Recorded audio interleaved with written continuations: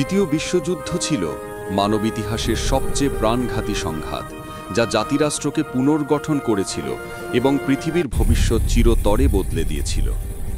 কিন্তু বোঝার জন্য যে এটি কিভাবে শুরু হয়েছিল, আমাদের ফিরে যেতে হবে প্রথম বিশ্বযুদ্ধের পরের বছরগুলিতে। জার্মানিকে যুদ্ধের জন্য দায়ী করা হয়েছিল এবং অত্যাধিক ক্ষতিপূরণের বোঝা দিতে বাধ্য করা হয়। দেশটি অর্থনৈতিক ধ্বংসে ডুবে গেল, কোটি কোটি মানুষ বেকার হয়ে পড়ে, মুদ্রাস্ফীতি নিয়ন্ত্রণের বাইরে চলে যায় এবং মানুষ হতাশ ও অপমানিত বোধ করে।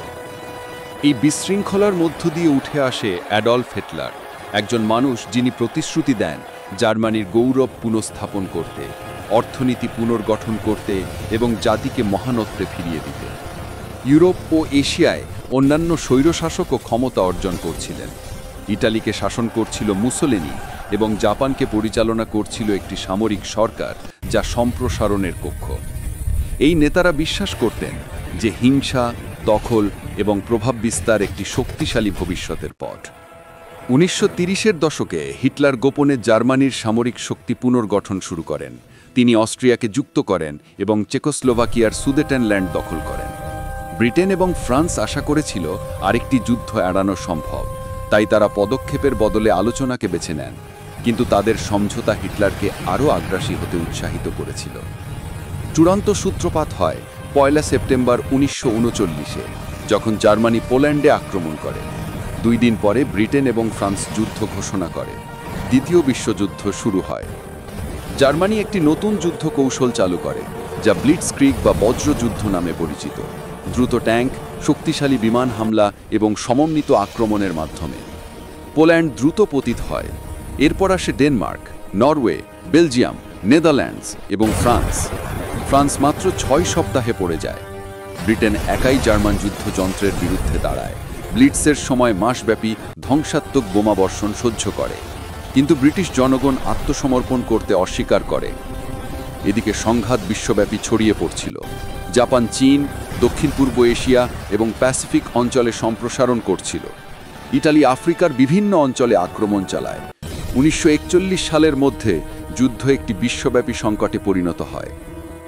সবকিছু বদলে যায় 7 ডিসেম্বর 1941-এ, যখন জাপান যুক্তরাষ্ট্রের পার্ল হারবারে হঠাৎ আক্রমণ চালায়। যুক্তরাষ্ট্র যুদ্ধের মধ্যে প্রবেশ করে, মিত্র শক্তির সাথে মিলিত হয়ে অক্ষ শক্তির বিরুদ্ধে লড়াই শুরু করে। এই সংঘাত আনুষ্ঠানিকভাবে একটি বিশ্বযুদ্ধ হয়ে যায়।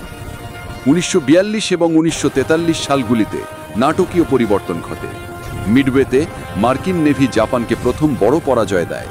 সোভিয়েত ইউনিয়নে জার্মানি স্টালিনগ্রাদে ধ্বংসাত্মক পরাজয় ভোগ করে। ইতিহাসের সবচেয়ে প্রাণঘাতী যুদ্ধ। উত্তর আফ্রিকায় মিত্রশক্তি জার্মান এবং ইতালীয় সেনাদের পিছনে ঠেলেছে। প্রথমবারের মতো অক্ষশক্তি তাদের এলাকা হারাতে শুরু করে। 1944 সালে মিত্রশক্তি ইতিহাসে বৃহত্তম সমুদ্র অভিযান চালায় ডি-ডে। 1,50,000-এর বেশি সৈন্য নরম্যান্ডির সৈকতে অবতরণ করে, ফ্রান্স এবং পশ্চিম ইউরোপের মুক্তির পথ খুলে দেয়। 1945 সালের শুরুতে মিত্রশক্তি পূর্ব এবং পশ্চিম থেকে জার্মানির দিকে এগোতে থাকে। যুদ্ধ হেরে যাওয়া বুঝে হিটলার আত্মহত্যা করেন। 8ই মে 1945 জার্মানি আত্মসমর্পণ করে।